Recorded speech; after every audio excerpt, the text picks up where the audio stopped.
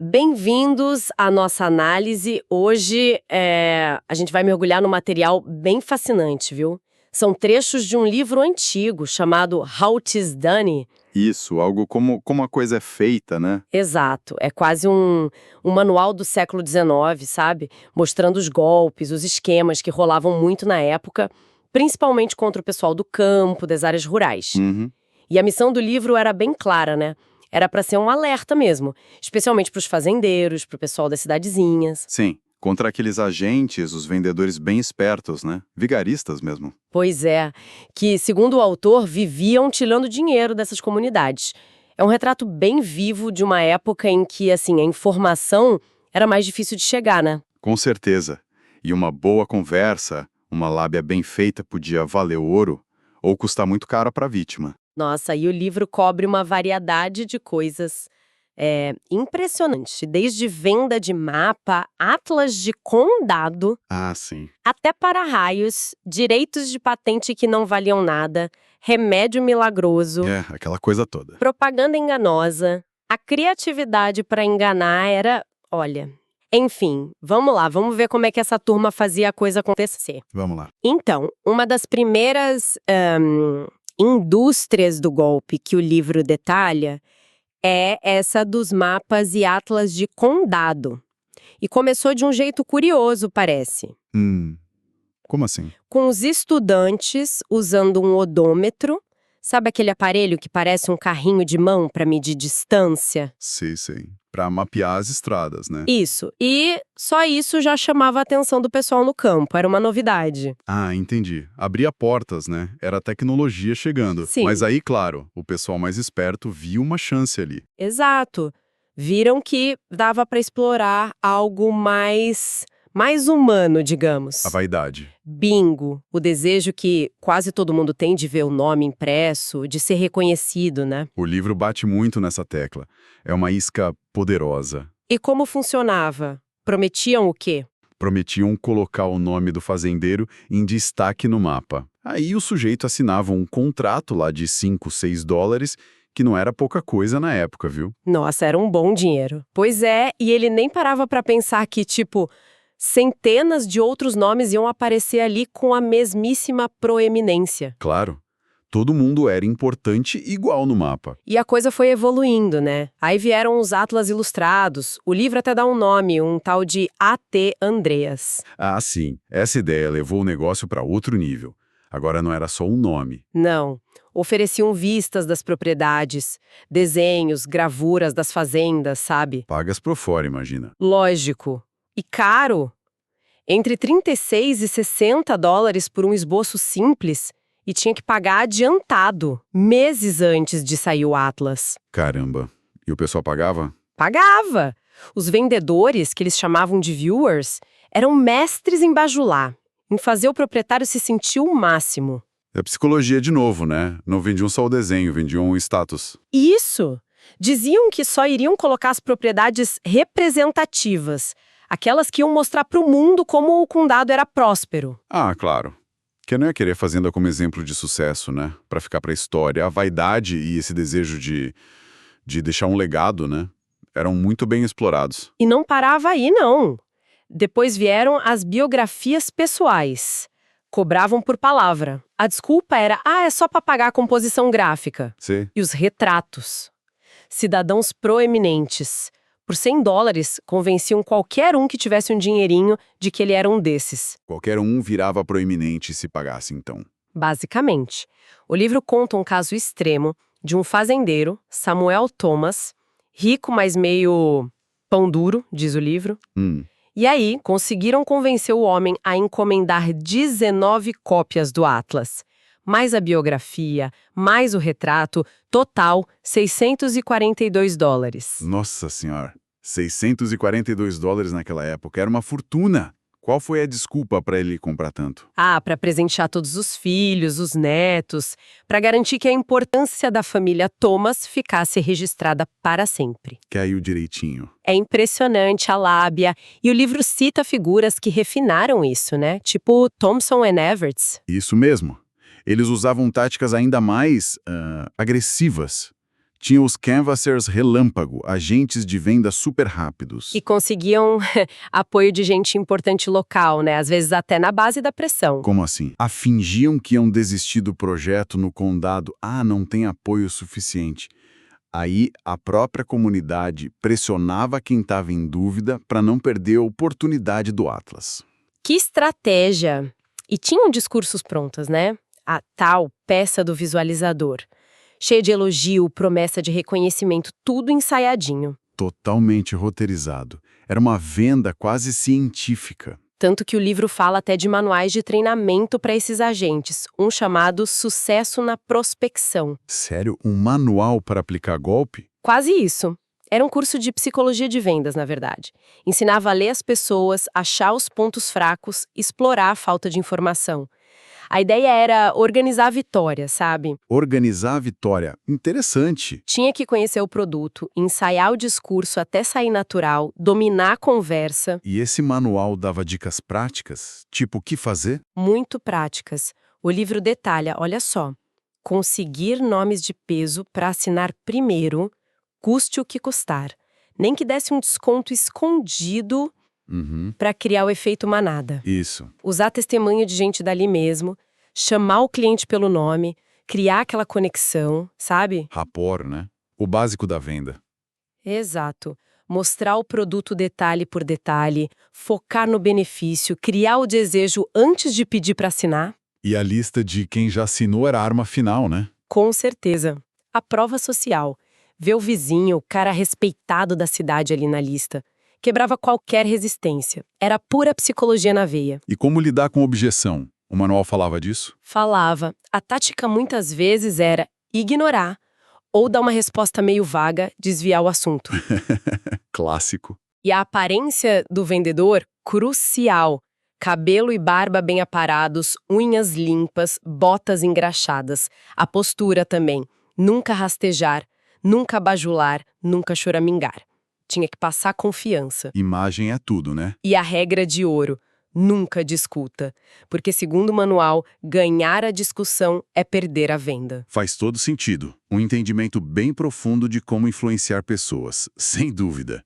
Para vender um Atlas, hein? Pois é, essa sofisticação toda para vender um Atlas mostra o nível que esses esquemas chegavam. E essa mentalidade, essas táticas, não ficavam só nos mapas, né? O livro mostra que aplicavam isso em um monte de outros golpes. Exatamente. E um exemplo que o livro traz, que é bem pesado, é o golpe dos para-raios. Esse é clássico também. Aí a isca não era a vaidade, né? Não, era o medo. Medo puro. Os vendedores pintavam cenários horríveis. A casa pegando fogo de noite por causa de um raio, a família em perigo, o gado morrendo. Nossa, apelavam feio pro emocional. Muito forte. E a mecânica do golpe era bem pensada. Como era? Começava com um preço baixo na estimativa. Sei lá, 20, 35 dólares. Só para a pessoa assinar o contrato logo. Aquele precinho para fisgar. Isso. Só que o contrato era o pulo do gato. Complicado, cheio de cláusula pequena, que permitia aos instaladores colocar um monte de material extra. Ponta, esfera decorativa, suporte. Coisa que talvez nem precisasse, né? Provavelmente não. E cada coisinha dessa tinha um custo separado. 2, 4, 6 dólares cada. Resultado, a conta final ia lá pra cima. 100, 200, o livro fala até em 500 dólares. 500? Caramba. E para cobrar essa fortuna? Mandavam outra pessoa, o acertador, o settler. Geralmente um cara mais intimidador, para pressionar o pagamento. Que esquema montado.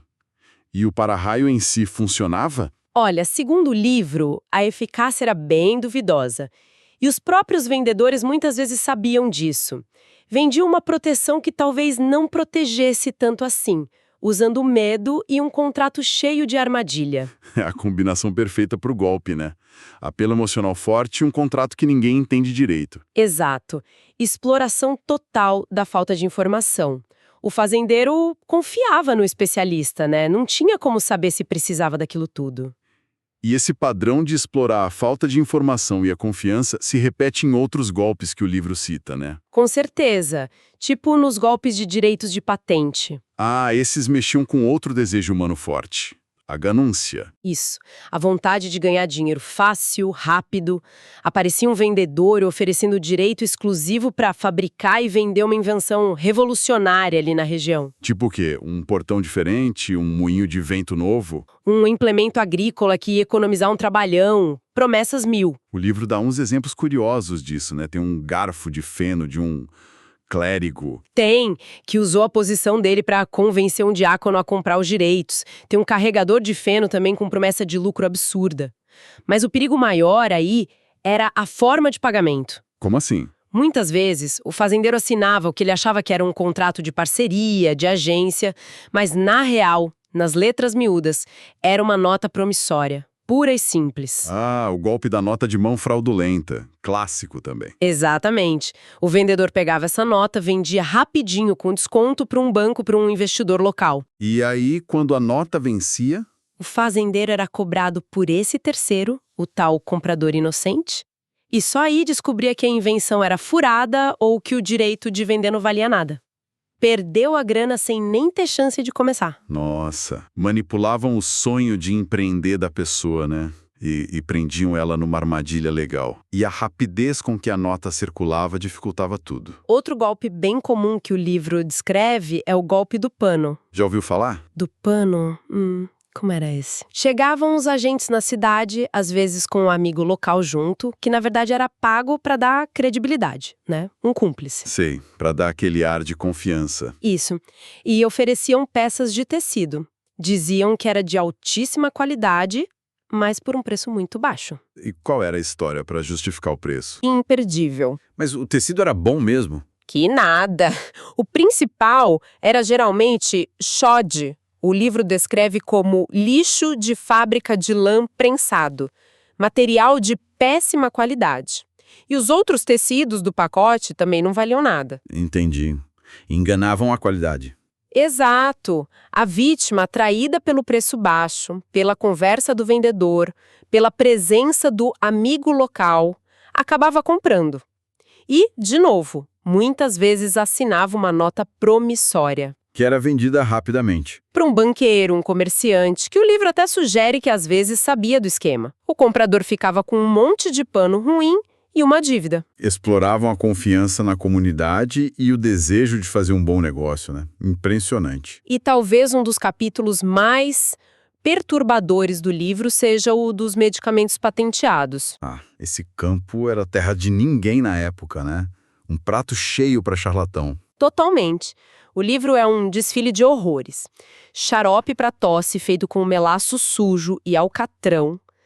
Dá para imaginar. Que nojo. Pílula milagrosa, que era só laxante forte disfarçado. Tônico capilar que prometia acabar com a calvície, mas tinha enxofre, chumbo. Podia causar até paralisia. Meu Deus, chumbo? Sim. Cosmético tóxico, tipo um tal de Bloom of Youth. Cura falsa para tuberculose, que era só óleo de fígado de bacalhau com alguma goma para enganar o gosto. E as tais doenças privadas, o livro fala disso. Fala. E é sombrio. Charlatões tratando doença venérea com mercúrio, sem controle nenhum. Causavam mais estrago que a própria doença. Que perigo. Mas tem uma história específica que o livro conta que é bem chocante, né? Do xarope para bebê. Ah, sim. O xarope calmante da mamãe Parsons, acho que o nome original era Mrs. Winslow's Soothing Syrup, mas a ideia é essa. E qual era a história por trás dele? O marketing devia ser bom. Genial e comovente. Contava a história da senhora Parsons, ou Winslow, uma enfermeira super experiente, mãe de muitos filhos, que teria descoberto uma fórmula mágica. Mágica como? Com ervas raras da América do Sul. Para acalmar bebê com cólica, na fase de dentição, aquela coisa que tira o sono dos pais. A narrativa perfeita para ganhar a confiança das mães, né? Desesperadas por uma noite de sono. Exatamente. Só que a fórmula não tinha nada de erva rara. A base era ópio e morfina. O quê? Ópio e morfina para bebês? Pois é. O xarope não acalmava. dopava a criança, dava o tal descanso necessário que o anúncio prometia, mas à custa da saúde, talvez até da vida do bebê. E vendeu milhões de frascos por décadas. Que absurdo! Isso é criminoso. Mostra como a publicidade pode ser usada para vender algo perigoso, explorando a confiança e a vulnerabilidade, e sem nenhuma regulamentação para impedir. Terrível, né?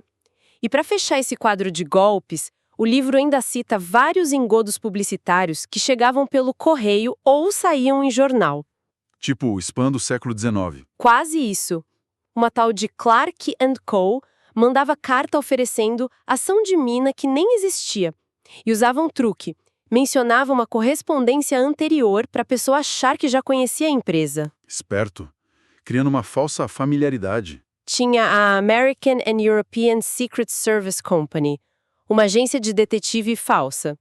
Convencia a pessoa a pagar $2 por um jornaleco sobre crimes e uma comissão fajuta para virar detetive honorário. Apelando para a fantasia das pessoas. E uma joalheria barata, LS Sherman Co., operava de Chicago, mas inventava uma história de artesão japonês, fábrica no interior, para vender bijuteria vagabunda como se fosse joia importada. Tudo mentira. O padrão é muito claro em todos esses golpes, né? Sempre explorando a confiança, Seja na autoridade, no vizinho, numa marca falsa. a vaidade, o medo, a ganância. E no fundo sempre a falta de informação. A dificuldade de checar as coisas naquela época, principalmente no campo. Com certeza. Os caras eram bons de história, criavam narrativas que convenciam, usavam a pressão social, seu vizinho já comprou. Faziam contratos que pareciam sérios, mas cheios de armadilha. E a distância, a comunicação devagar, tudo ajudava, né? Dificultava para as vítimas trocarem ideias, se alertarem. Exato. A assimetria de informação era o adubo perfeito para esses golpes crescerem. Olhando para trás agora, é impressionante a sofisticação psicológica que já existia nesses esquemas há mais de um século, né? Eram operações bem montadas mesmo. Sim, explorando metodicamente as fraquezas humanas. Então, o que a gente tira disso tudo? Para quem está ouvindo a gente, eu acho que conhecer essas táticas, mesmo sendo antigas, ajuda a ficar mais esperto, né? Com certeza, afia a nossa percepção sobre manipulação, sobre persuasão, porque as ferramentas mudam. Hoje tem internet, tem outras coisas. Mas os gatilhos psicológicos... São muito parecidos. É isso que é fascinante, a vaidade de aparecer, o medo de perder algo, o desejo de pertencer, a confiança cega em quem parece saber mais, a esperança do lucro fácil. A tecnologia mudou, a velocidade da informação mudou, mas a nossa natureza humana, nesses pontos, parece que não mudou tanto assim. Exatamente. E isso levanta uma questão, né? Como é que essas mesmas táticas aparecem hoje? Adaptadas para o nosso mundo digital, hiperconectado. Onde é que estão os mapas de condado e os xaropes calmantes do século XXI? Boa pergunta. Fica aí pra gente pensar. E tem um último ponto do livro que me chamou a atenção também. Aquela história do comprador inocente na justiça da época. Ah, sim. Nos casos das notas promissórias falsas, né? Isso. Parece que a lei acabava protegendo mais o banqueiro que comprava a nota mesmo sabendo que era meio esquisita, pagando barato por ela, do que o coitado do fazendeiro que foi enganado para assinar. É complicado isso. Faz a gente pensar, né? A culpa é toda da vítima por não ter lido o contrato direito ou por ter sido gananciosa. Ou será que o próprio sistema, as leis, a dificuldade de acesso à informação e à justiça também não tem uma parcela de culpa? Por talvez facilitar ou não conseguir impedir esses golpes direito. Uma questão que continua super atual, né? Até onde vai a responsabilidade individual e onde começa a falha do sistema em proteger as pessoas? Exato. Uma pergunta que vale a pena a gente continuar pensando, mesmo hoje em dia.